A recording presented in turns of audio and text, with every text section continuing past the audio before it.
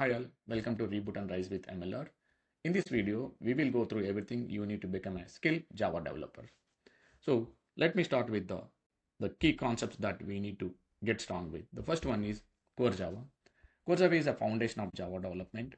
Before you start working with frameworks like Spring or Spring Boot, you need a strong understanding of the Core Java concepts like the fundamentals, where we need to start with the variables, data types, control statements, arrays, strings, etc. And next important thing is object-oriented programming, where we need to mastering these key principles like encapsulation, inheritance, polymorphism, abstraction. Encapsulation is for keeping the data secure, inheritance is for reusing the existing code, polymorphism for flexibility in method execution, and abstraction is for hiding the complexity from the users. And next important thing is collection framework. So if you want to handle the collection of data objects using Java's built-in structure like a set, list, maps, where their implementations are like array list, hash map. So collection framework is the one that you need to thorough with. And then exception handling. So if you want to write reliable application that can handle the errors so that your program will not crash. So write the robust application. Exception handling is the best feature that you need to be thorough with. And then next one is JDK 8 features. So to enhance the code efficiency, we need to be thorough with some of the best Java 8 features are Lambdas, Streams, and functional interfaces and optional. So Lambdas and Streams like where we can write concise and functional style code, and functional interfaces are like if you want to use built-in and custom interfaces. So these are the most important concepts that you need to be thorough with Core Java. So why we need to learn Core Java? As I mentioned earlier, Core Java is the backbone for Java development. Mastering these concepts ensures that you have a strong foundation for building the real world. And all the frameworks that we are going to see next are dependent on this Core Java foundation. And the next one is we have a Spring and Spring Boot frameworks. So Spring Boot is the most popular framework for building modern Java applications. And in Spring, we have a Spring core where we will learn about the fundamentals of inversion control and dependency injection. So inversion control is mainly for managing the object efficiently, and dependency injection for reducing the dependency between the components. And Spring Boot.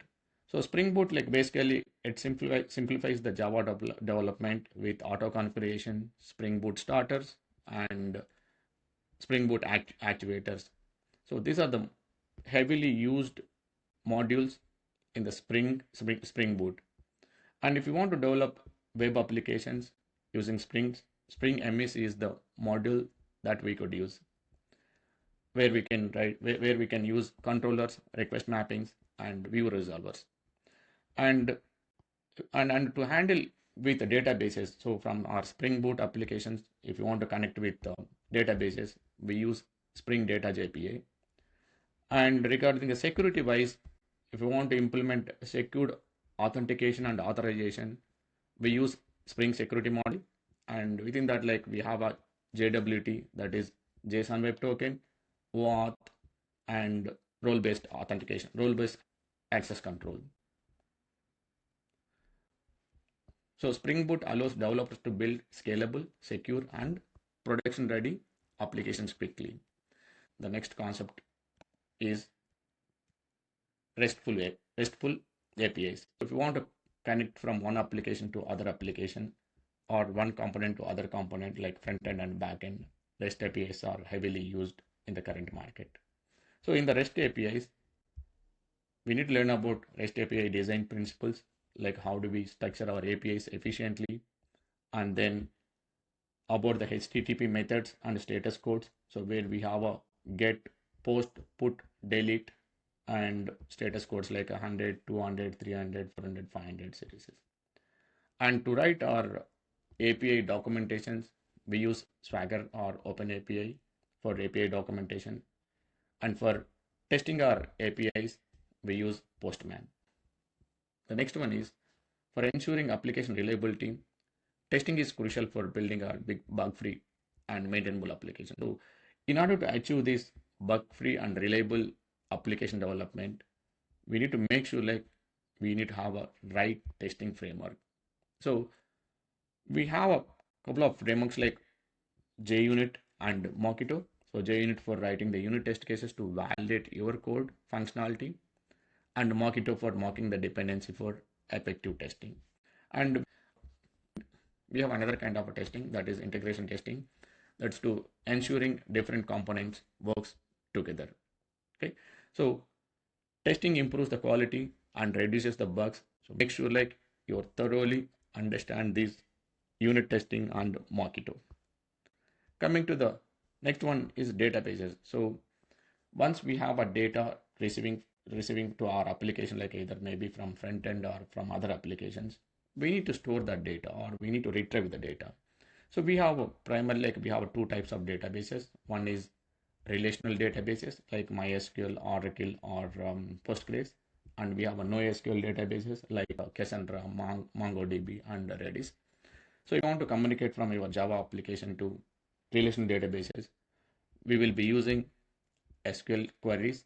And then if you want to communicate with non-relational databases, where we need to learn about NoSQL databases. Okay.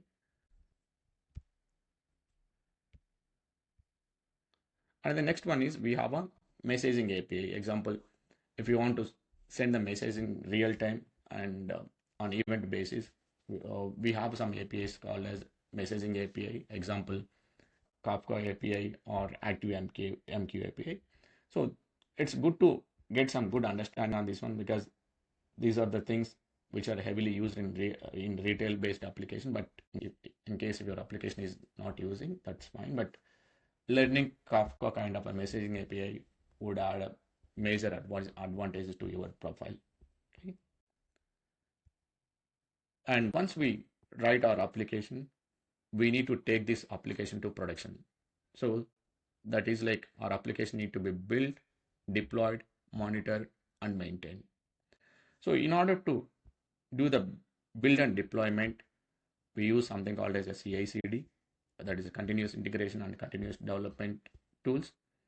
And for code repository, we have a GitHub or GitLab repositories, and for building, we have a build tool like a Jenkins. So we need to have a strong understanding on these tools in order to make sure like we build our code and we push that code to production.